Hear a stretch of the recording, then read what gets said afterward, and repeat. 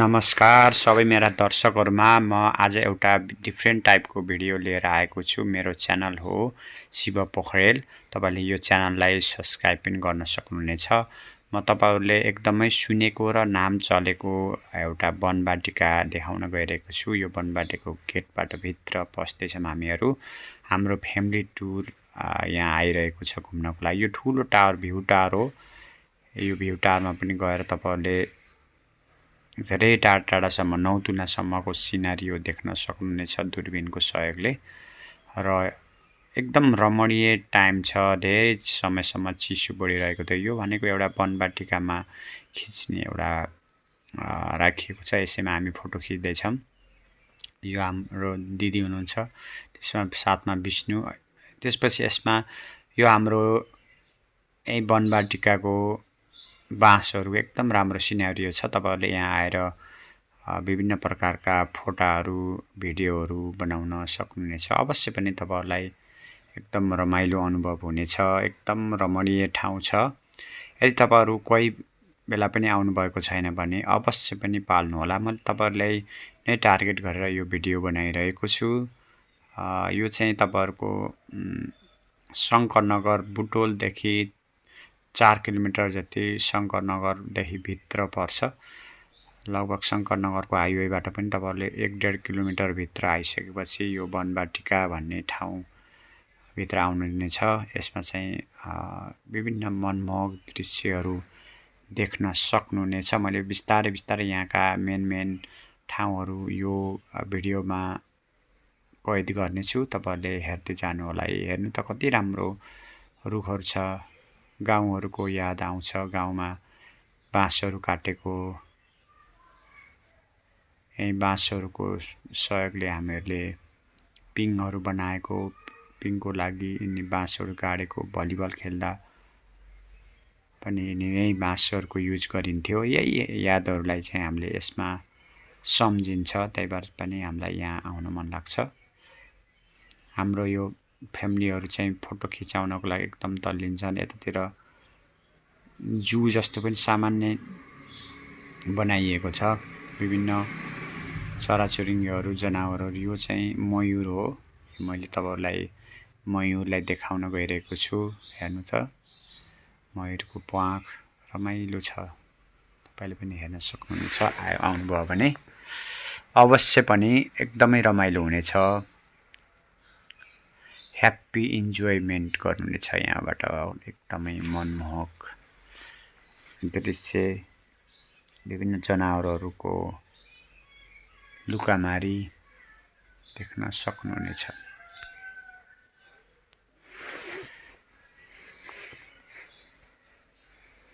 हेर्नु त विभिन्न एनिमलहरु छन्। त्यो एनिमलहरुलाई मैले देखाउने प्रयास गरिरहेको छु। यो चाहिँ बाँदर हो है, मंकी।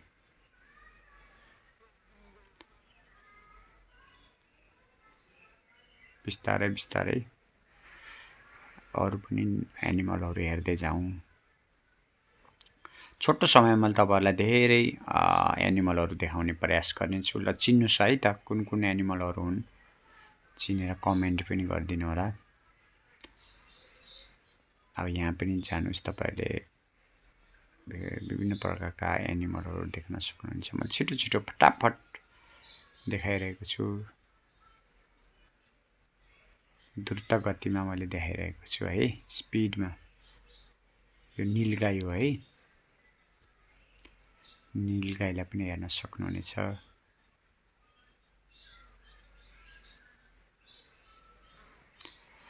यता सीन पनि एकदम राम्रो छ। धुपीसल्लाको गार्डन जस्तो बनाइएको छ। यसमा पनि तपाईहरुले फोटोहरु खिच्न सक्नुहुनेछ। राम्रो फोटोहरु आउँछ यहाँ। बिस्तारै यो पनि गार्डन हो है, गार्डन। राम्रो गार्डन छ। बिस्तारै फेरि म एनिमलहरुलाई देखाउँदै अस्ट्रिच पनि छ यहाँ भित्र। यो वन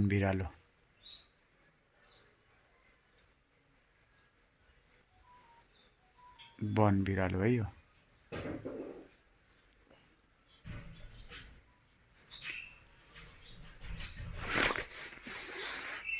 यो दुम्सी भनेको गाउँघरमा तपाईहरुले देख्नुभयो होला, सारा भन्छन्। त्यो साराका काँडाहरू हुन् है, सिधा तीखा काँडाहरू, फटाफट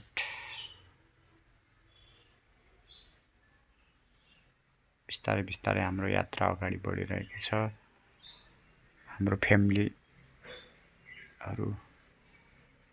सबैजनाले मलाई छोडेर, यहाँ चित्तल पनि छ है भित्र।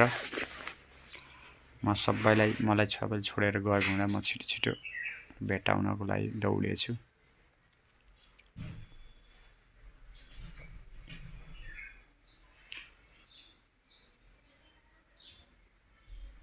गिनी पिङ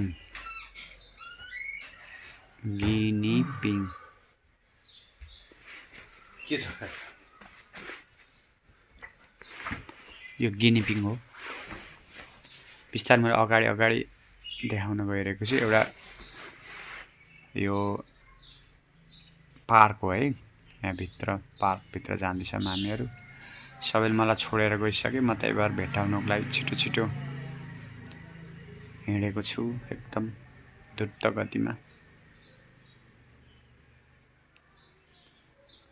बिस्तारै हयो भा पार्कभित्र है, शहीद स्मृति पार्क भन्छ। यो पार्कभित्र फोटो खिच्नको लागि विभिन्न विवाहहरू पनि हुने गर्छ। यहाँ विवाहको लागि इन्स्टलहरू पनि राख्छन् है। यसमा तपाईहरुले हेर्नु होला, यो हाम्रो फ्यामिली ग्रुप हो, अगाडि हिँडिरहेको छ। म पनि भेट्टाइसकेँ नि होला। बिस्तारै उहाँ आन्टीले पनि आफ्ना साथीहरूसँग भेट गर्दै हुनुहुन्छ।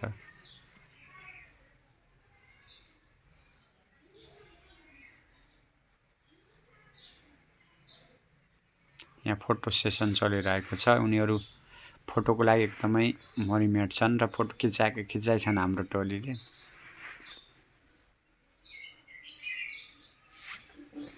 बिस्तारै हाम्रो पार्कभित्र फोटो खिचिरहेका छन्। यो हाम्रो मेरो जेठी छोरी र यो भाइ विष्णु अर्को हिँडिरहेका छन्। विष्णुको असिस्टेन्ट हो यो मेरो दृश्य। यहाँ भित्र पनि एकदम राम्रो छ, तपाईहरुले पनि घुम्न सक्नुहुनेछ। यहाँ अवश्य पनि तपाईहरुले बुटोल एरियामा घुम्न मन लाग्यो भने चाहिँ बनबाटिका एरिया चाहिँ एकदम राम्रो हुन्छ। तपाईहरुले घुम्नु होला।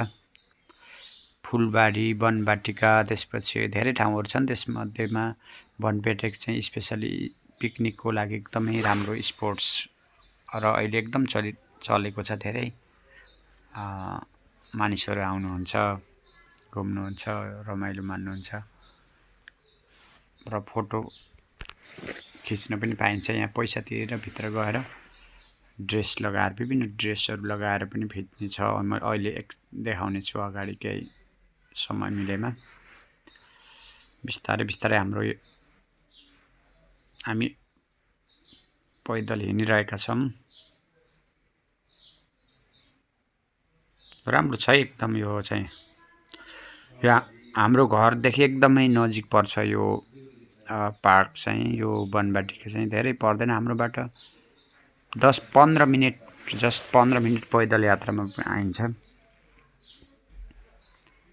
त्यही भएर हामी नजिकै भएर पनि हामी यहाँ गइरहेका हुन्छौँ। स्पेशली हामी पिकनिकहरू जाने गर्छौँ। यो पनि एकदम राम्रो छ, सिनहरू एकदम राम्रो छ। तपाईहरुले पनि यसलाई योबाट पनि तपाईहरुले मनमोहक दृश्यबाट इन्जोय गर्नु होला।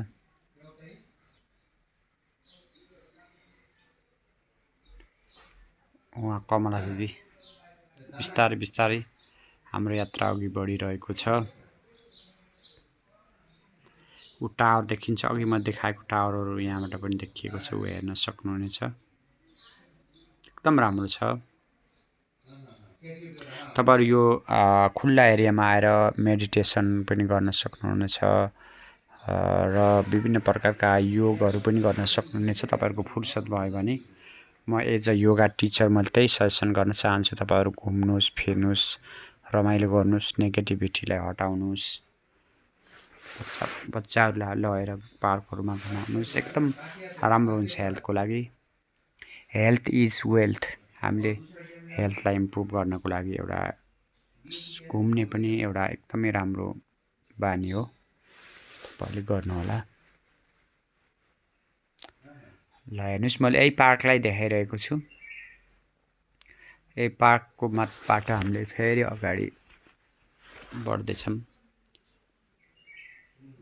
यो पार्कलाई तपाईँ जस्ट 15-20 मिनटमा चाहिँ तपाईँले मजाले घुम्न सक्नुहुनेछ।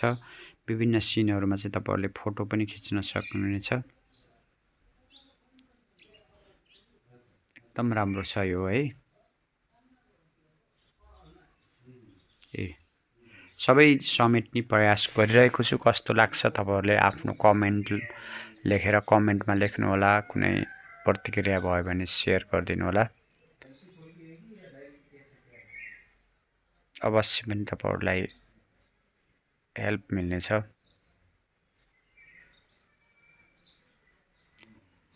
यो यहाँ चाहिँ पानीको फोहराहरू फालेको छ। म यसैलाई देखाउन खोजिरहेको छु। यो पनि एकदम राम्रो छ फोटो खिच्नको लागि, भिडियोहरू निकाल्नको लागि, र एकदम राम्रो छ। तपाईँले यसलाई पनि हेर्नुहोला आएर। अब म बिस्तारै बिस्तारै हामीहरू अगाडि बढिरहेका छौँ। यहाँ चाहिँ एउटा फोटो खिच्ने ठाउँ पनि छ। नक्कली फुल जस्तो बनाइएर झारिएको छ, त्यहीलाई मैले देखाउन। हेर्नु त, यिनीहरू सक्कली होइन, नक्कली फुलहरू हुन् है। यहाँ राखिएको छ। तपाईँले यसलाई पनि हेर्नुहुनेछ, फोटो खिच्नुहुनेछ, इन्जोय गर्नुहुनेछ भन्ने आशा लिएको छु।